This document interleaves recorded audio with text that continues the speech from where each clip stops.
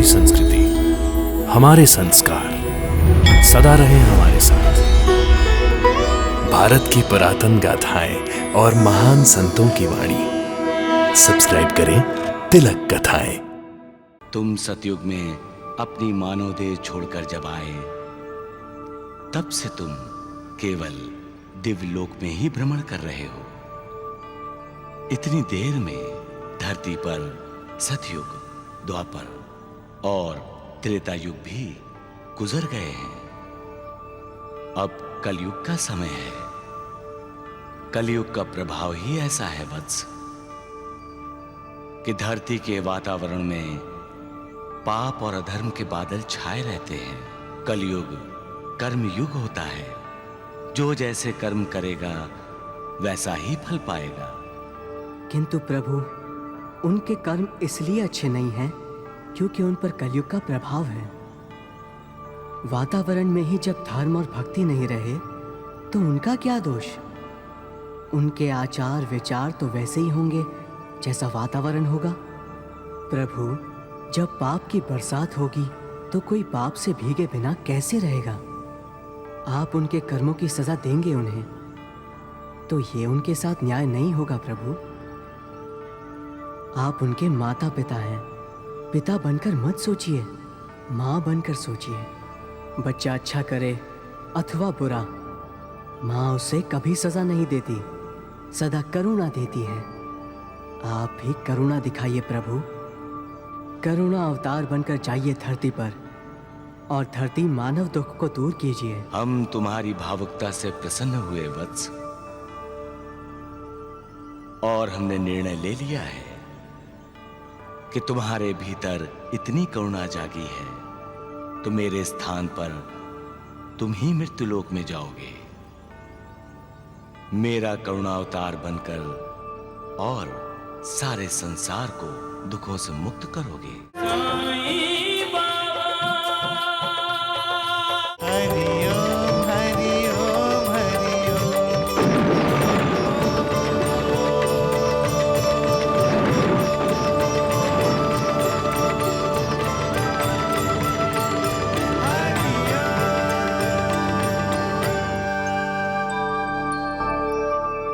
हम तुम्हारी भक्ति से प्रसन्न हुए। हम तुम्हारी भक्ति से प्रसन्न हुए वत्स। मांगो, क्या चाहिए? क्या मांगू प्रभु? अपने लिए जो भी चाहिए वर मांग लो, हम तुम्हें तत्काल प्रदान कर देंगे। प्रभु, मुझे तो आपकी भक्ति के सिवा और कुछ नहीं चाहिए, तो क्या मांगू? केवल दर्शनों की लालसा है जो मुझे यहाँ खींच लाती है। ये उत्तर तो तुम हमेशा ही देते हो कि मुझे दर्शनों के सिवा और कुछ नहीं चाहिए। फिर आज तुम्हारी पुकार में एक ऐसी आतुरता थी जो पहले कभी अनुभव नहीं हुई। आज जब तुमने दर्शनों के लिए पुकार की तो एक भक्त की आवाज में जो परमानंद के स्वर गूंजते हैं,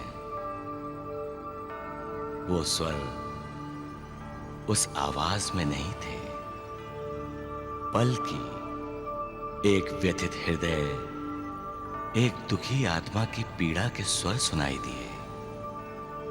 इसलिए हमने सोचा कि शायद हमारे भक्त को कोई जरूरत आ पड़ी है, इसीलिए हमने तुमसे वर मांगने का आग्रह किया। आपने ठीक सुना कि मेरी आवाज में एक वेदना, एक पीड़ा के स्वर थे। ये भी सत्य है कि मैं आपसे कुछ मांगने के लिए आया हूँ, परंतु अपने लिए नहीं। फिर किसके लिए मांगने आए हो? पृथ्वी लोक के वासियों की, मृत्यु लोक के जीवों की। क्यों? पृथ्वी लोक के वासियों की क्या समस्या है? आप तो स्वयं जानते हैं, फिर भी पूछते हैं, तो सुनिए। मृत्यु लोक के वासी बहुत दुखी हैं। वहाँ के वासी पाप, अधर्म और क्रूरता के एक महासागर की भयंकर लहरों में गोते खा रहे हैं। सारे मृत्यु लोक में त्राही त्राही मची है प्रभु। तो तुम मृत्यु लोक देखकर आए हो? हाँ प्रभु, मैंने जब से पृथ्वी लोक छोड़ा है तब से अब तक केवल आपके दिव्य लोकों में घूम घूम कर अब आपकी स्तुति गान करता हूँ, जहाँ भक्ति की शीतल धाराएं बहती हैं। उन दिव्य लोकों में धर्म का सूर्य एक बड़ी सुखद ज्योति प्रदान करता है, जहाँ सिद्ध संत और साधुगण यज्ञ, हवन और पुण्य कार्यों में लगे रहते हैं। जाने क्यों अचानक मेरे मन में आया, चलो पृथ्वी लोक का भी एक चक्कर लगा लूं। परंतु वहां जाकर प्रभु और वहां की हालत देखकर मन अत्यंत दुखी हुआ। वहां मानव सत्य, धर्म और अच्छाई की राह से भटक गया है। चारों ओर हाहाकार मची है प्रभु। वहां जो देखा प्रभु, अपनी आंखों पर विश्वास नहीं आया कि आपके रचे हुए संसार में इतना दुख, इतनी पीड़ा, इतना पाप, इतना अधर्म। ममता, दया, प्रेम, सहानुभूति, सेवा भाव तो रहा ही नहीं प्रभु। वहां किसी के पास भक्ति के लिए, पूजा के लिए समय ही नहीं रहा। माता पिता बूढ़े हो जाएं तो उन्हें अपने घर से निकालकर किसी अनाथालय में भेज देते हैं प्रभु। सबके दिलों में एक दूसरे के लिए प्यार के स्थान पर घृणा है। आपका मानव भटक गया है प्रभु। उनको रास्ता दिखा दो प्रभु। उनका उद्धार करने वाला कोई नहीं रहा। मानव जाति को इस पाप के दलदल से निकालने के लिए अब आपके अवतार लेने का समय आ गया है प्रभु। आपको तो इसी क्षण वहां जाकर दुखियों का दुख दूर कर लेना चाहिए भगवान। मैं यही प्रार्थना करने आया था। परंतु जो प्राणी अपने ही दुष्कर्मों और पापों के कारण दुखी हो रहे हैं, उनकी मैं क्या सहायता कर सकता हूं? ये सब उनके अपने कर्मों का फल है, जो उन्हें भोगना ही पड़ेगा। परंतु भगवान, एक साथ सब लोग ऐसे दुष्कर्मी क्यों हो गए हैं? जब मैं धरती पर था तब तो ऐसा वातावरण नहीं था। जब तुम वहां थे तब वहां सतयुग था वत्स, परंतु अब वहां कलयुग आ गया है। इतनी जल्दी? नहीं, तुम सतयुग में अपनी मानव देह छोड़कर जब आए तब से तुम केवल दिव्य लोक में ही भ्रमण कर रहे हो। इतनी देर में धरती पर सतयुग, द्वापर और त्रेता युग भी गुजर गए हैं। अब कलयुग का समय है। कलयुग का प्रभाव ही ऐसा है वत्स कि धरती के वातावरण में पाप और अधर्म के बादल छाए रहते हैं। कलयुग कर्म युग होता है। जो जैसे कर्म करेगा वैसा ही फल पाएगा। किंतु प्रभु, उनके कर्म इसलिए अच्छे नहीं हैं क्योंकि उन पर कलयुग का प्रभाव है। वातावरण में ही जब धर्म और भक्ति नहीं रहे तो उनका क्या दोष? उनके आचार विचार तो वैसे ही होंगे जैसा वातावरण होगा। प्रभु, जब पाप की बरसात होगी तो कोई पाप से भीगे बिना कैसे रहेगा? आप उनके कर्मों की सजा देंगे उन्हें, तो ये उनके साथ न्याय नहीं होगा प्रभु। आप उनके माता पिता हैं। पिता बनकर मत सोचिए, माँ बनकर सोचिए। बच्चा अच्छा करे अथवा बुरा, माँ उसे कभी सजा नहीं देती, सदा करुणा देती है। आप भी करुणा दिखाइए प्रभु। करुणा अवतार बनकर जाइए धरती पर और धरती मानव दुख को दूर कीजिए। हम तुम्हारी भावुकता से प्रसन्न हुए वत्स, और हमने निर्णय ले लिया है कि तुम्हारे भीतर इतनी करुणा जागी है तो मेरे स्थान पर तुम ही मृत्युलोक में जाओगे, मेरा करुणावतार बनकर, और सारे संसार को दुखों से मुक्त करोगे। तो यदि सारे संसार के दुख को दूर करना होगा तो मुझे सारा संसार घूमना होगा प्रभु, और उसमें इतना समय लग जाएगा कि मेरी आयु ही नहीं बचेगी। चिंता मत करो, तुम्हें सारी दुनिया में जाने की आवश्यकता नहीं। दुनिया चलकर तुम्हारे पास आएगी। मेरे पास? कहाँ प्रभु? एक छोटा सा गांव है जिसका नाम होगा शिरडी। शिरडी? वहीं क्यों प्रभु? वो भूमि एक महान तपोभूमि है जहां आज से 8-10 हजार वर्ष पहले तुमने स्वयं अपने एक जन्म में महान तपस्या की थी। वहीं पर एक गुफा में आज भी तुम्हारे गुरुदेव की 4 ज्योतियां जल रही हैं। जो स्थान तुम्हारा तपोभूमि था अब तुम्हारी कर्म भूमि होगी और सारी दुनिया के दुखी लोग तुम्हारे पास मदद के लिए आएंगे। यही नहीं, तुम्हारे शरीर छोड़ने के बाद भी लोग आते रहेंगे और तुम्हारा नाम लेने से ही उनके दुख दूर होते रहेंगे। तुम हमें साईं नाम से पुकारते हो ना? धरती पर लोग तुम्हें साईं नाम से ही पुकारेंगे। अब हम तुम्हें अपनी सारी चमत्कारी शक्तियां भी प्रदान करते हैं। तुम जो चाहोगे, जैसा चाहोगे, वैसा ही चमत्कार घटित हो जाएगा। एक भक्त को चमत्कारी शक्तियों की क्या आवश्यकता है प्रभु? आवश्यकता पड़ती है वत्स, क्योंकि मृत्युलोक का मानव केवल चमत्कार के आगे ही नमस्कार करता है। लो, अब ये शक्तियां ग्रहण करो।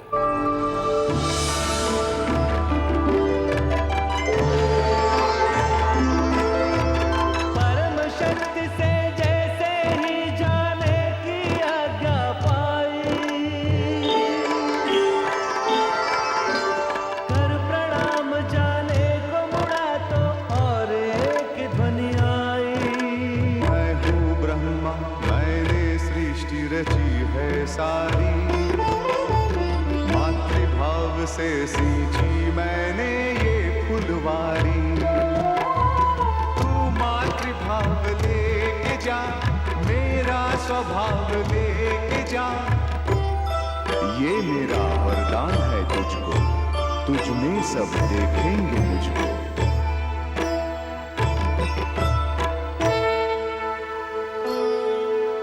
ये मेरा वरदान है तुझको, तुझ में सब देखेंगे मुझको।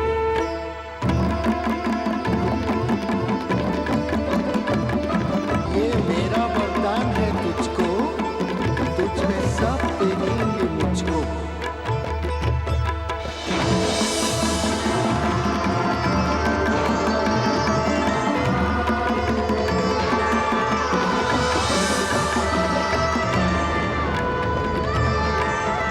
दत्तात्रेय का रूप ले ब्रह्मा विष्णु महेश, दिव्यात्मा में कर गए तीनों देव प्रवेश।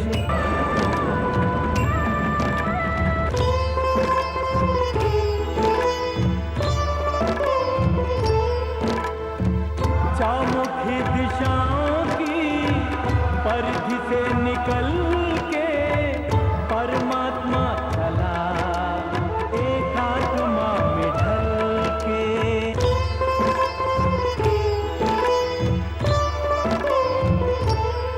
जिस जिस लोक से होकर जाए, देव यक्ष गंधर्वों का दल यही गाए। अभिनंदन अभिनंदन अभिनंदन, नित्य लोक के राजे शत शत अभिनंदन। अभिनंदन अभिनंदन अभिनंदन अभिनंदन। शुभ हो मंगलमय हो तेरा भूमि पर गमन। मंगलमय हो तेरा भूमि पर गमन, नित्य लोक के राजे शत शत अभिनंदन।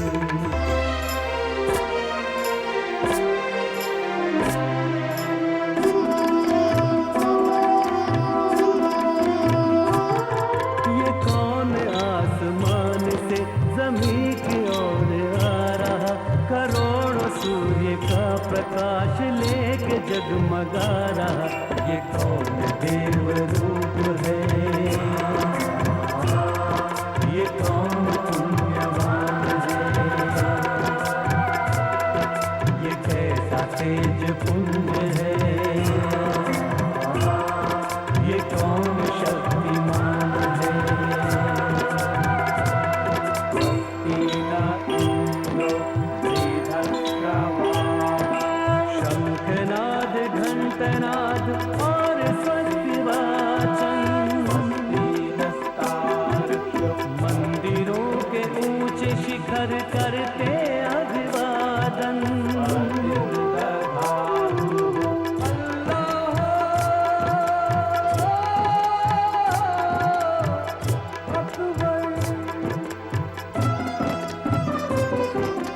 करे खैर मकदम मस्जिद की मीनारे, रागी गुरुवाणी गुरुद्वारों में उचारे, गिरजाघरों में हो रही है प्रार्थनाएं, सब उस अनदेखे को दे रहे दुआएं।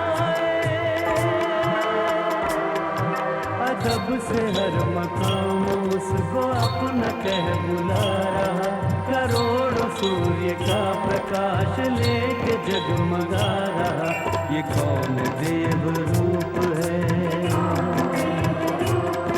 ये कौन पुण्यवान है,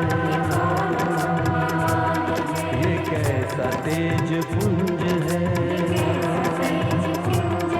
ये कौन शक्तिमान है।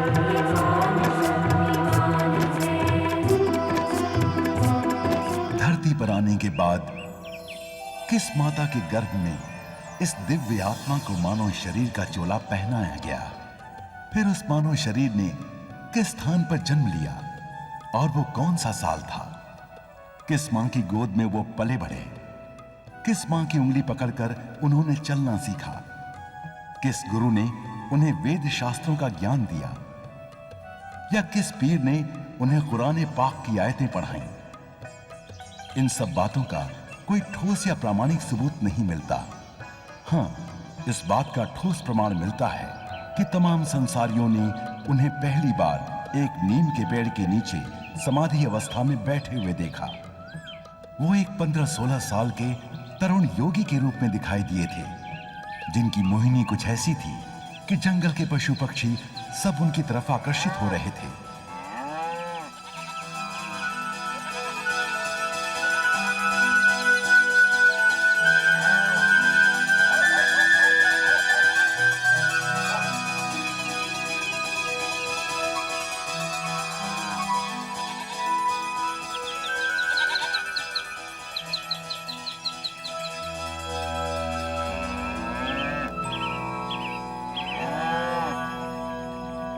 गायें और बकरियों ने तो उनकी परिक्रमा करना शुरू कर दिया था। ये अद्भुत दृश्य देखकर जंगल में गायें और बकरियां चराने वाले चरवाहे हैरान हो गए। अरे, मेरी आंखें ये क्या देख रही हैं? हमारी गाय इस योगी की परिक्रमा कर रही हैं।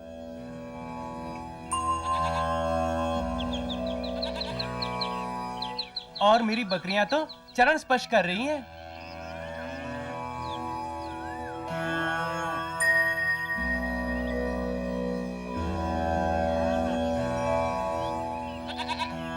हमारी गाय भी चरण स्पर्श कर रही है इस योगी की।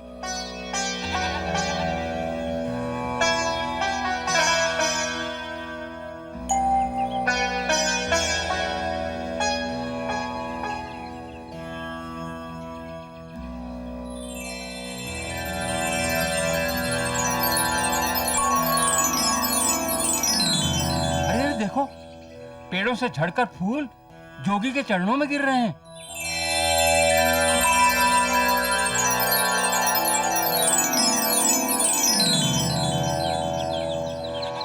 सचमुच ये कोई चमत्कारी दिव्य योगी है।